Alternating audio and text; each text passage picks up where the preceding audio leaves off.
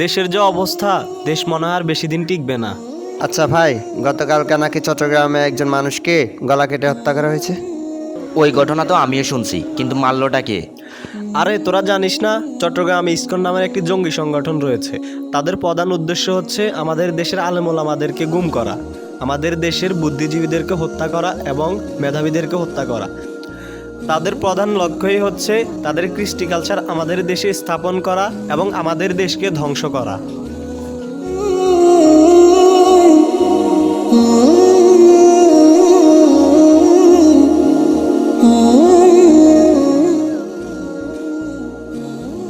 আসসালামু আলাইকুম, কেমন আছেন হুজুর? আমার শরীরটা ভালো নেই। কি হয়েছে হুজুর? দীর্ঘদিন জেলে থাকার পর কেউ কি ভালো থাকতে পারে? আচ্ছা হুজুর, ঠিক আছে, বাড়িতে গিয়ে রেস্ট নিন। ঠিক আছে, যাই।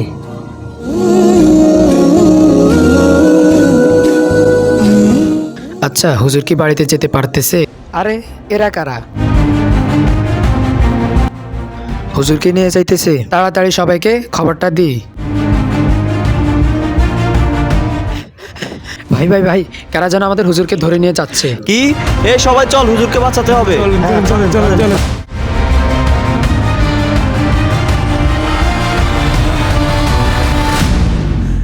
আরে হুজুরের টুপিটা এখানে পড়ে আছে, আশেপাশে খুঁজে দেখি। আচ্ছা আমরা ওইদিকে খুঁজে দেখি, দেখি হুজুরকে পাই কিনা। এই এই ছাড় ছাড়, এই, আমাদের হুজুরকে ছাড়, কই নিয়ে যাচ্ছিস তোরা হুজুরকে? এই ধর ধর, এই সবাই পালা পালা।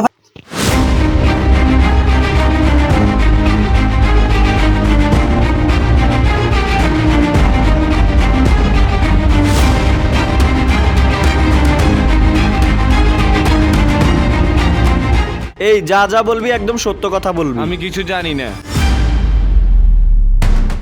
এই এই থামো থামো থামো থামো, আমি কথা বলছি তার সাথে। আমাদের হুজুরকে কেন ধরে নিয়েছিস আর তোদের উদ্দেশ্য কি সেইটা বল। আমাদের নেতার জন্য আমরা সব করতে পারি, তাহলে আমাদের পরিকল্পনা শুনুন।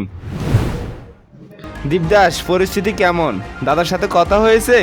জয়ন্ত, পরিস্থিতি খুবই খারাপ। হ্যাঁ দাদা বলেন। আপনি যেভাবে নির্দেশনা দিয়েছেন ওইভাবে করছি। হ্যাঁ দাদা, আজকে মোল্লাকে গুম করব এবং সমন্বয়কদেরকে গাড়ি চাপা দিব। ওকে। ওই তো প্রদীপ আসতেছে। কি রে, সব কিছু ঠিকঠাক মতো চলতেছে? হ্যাঁ, চলতেছে। জয়ন্ত, এখন কি করবি? আচ্ছা শুন প্রদীপ, তুই মোল্লাকে ফলো করবি। আমি আর জয়ন্ত সমন্বয়কগুলারা দেখতেছি কি করা যায়।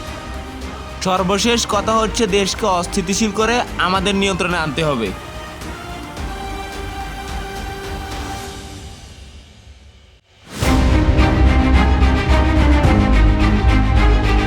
ঠিক আছে জয়ন্ত, তাহলে যাই।